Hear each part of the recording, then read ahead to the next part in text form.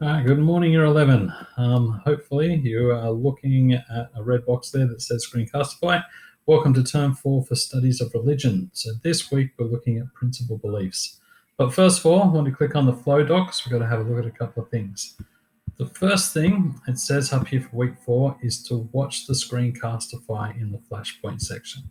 So if you scroll up a little bit further, this video here outlines the assessment task. I know some of you were with Mr. Lendigan on Friday, but if you weren't, come back and have a look at this and it talks you through the assessment task. I won't do it now. So back to here, it says then watch this week's Screencastify. So hopefully you've already seen the assessment. Then the important thing, finish any unfinished work. So the reason behind that is if we look at the syllabus, we're following the syllabus in chronological order. Also, being a one-unit subject, we only have half the amount of lessons for other subjects, but we don't have half the amount of work, so we're going to get through it. So what you've done so far is you've looked at the historical and cultural context of Jesus. That was looking at the place of Jesus within the Jewish religion. Always remember Jesus was a Jew, and Christianity comes out of that. Then we looked at the principal events of his life, and then why is he a role model? So Jesus is a role model for us today simply because of his teachings, his parables, and his actions. So when we come down to ethics later on, his beatitudes, etc., make him a role model. Then we looked at the development of early Christian communities. So last week, I took you through a historical overview of Christianity, where we looked at the different the conventions. We looked at Great Schism, etc. We looked at the early church, where St. Paul separated the beliefs from Judaism. And then that led us to the understanding of today is a living and dynamic religion. Each of these 5 groups here are all Christians, but they all practice Christianity in a very different way. So where we're up to now is the principal beliefs. And what we have to understand here is that each of these groups follow those 5 beliefs, but follow them differently. So now we've got to look at what are the beliefs. So the first belief is that Jesus is a man and a God at the same time, divine and humanity.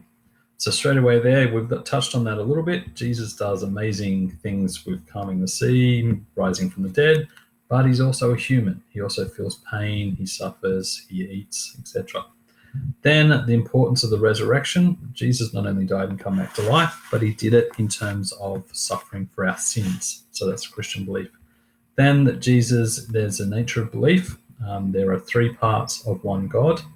Then the idea of revelation. Revelation means that Christians are constantly having an understanding of God revealed to them. So either through the scriptures or through connecting with our world around us and things like that. So for example, lots of Christians will be saying our current environment with lockdown is giving us an opportunity to have a closer connection to God. And then salvation. Jesus' death is saving us from sins.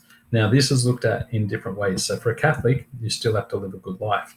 For a Protestant, for a Pentecostal, you can be saved just by believing in God. So let's go back to the workspace. So here's your task. Scroll down a bit. Here it is here. Click on it. Lesson 4. The get stuck in is similar to the work we've already done. You've got to list some points of what makes Jesus human, what makes him divine. Then if you go through this Prezi, it's a pretty good Prezi. It gives you information on each of those each of those principal beliefs. So open it up. I won't click on it because I'm running out of time. But when it opens, I'll show you where the Prezi is. These pictures here are all the different slides. You have to click on this one up here to play the Prezi. Then after that, in pairs. So for the assessment task, you can work in pairs. So we've got to get used to working in pairs online. You have to look at these gospel references that look at the death and resurrection of Jesus. From there, you have to choose a medium for your presentation. So be creative. You could do it in comics, could do it as a Prezi or something like that. And you have to present the teachings reflecting in that. And then take a snippet of it. Then lastly, before I run out of time, you've got to watch these YouTube clips looking at hymns, and you have to explain how the resurrection makes the sense of life and death of Jesus. Minimum 3 paragraphs. If it's a paragraph, you should be using Peel. All right, guys, you got heaps of work to do. You got to catch up from the last couple of weeks as well. All right, have a great day. Good luck. Get started. We'll do a Zoom as well.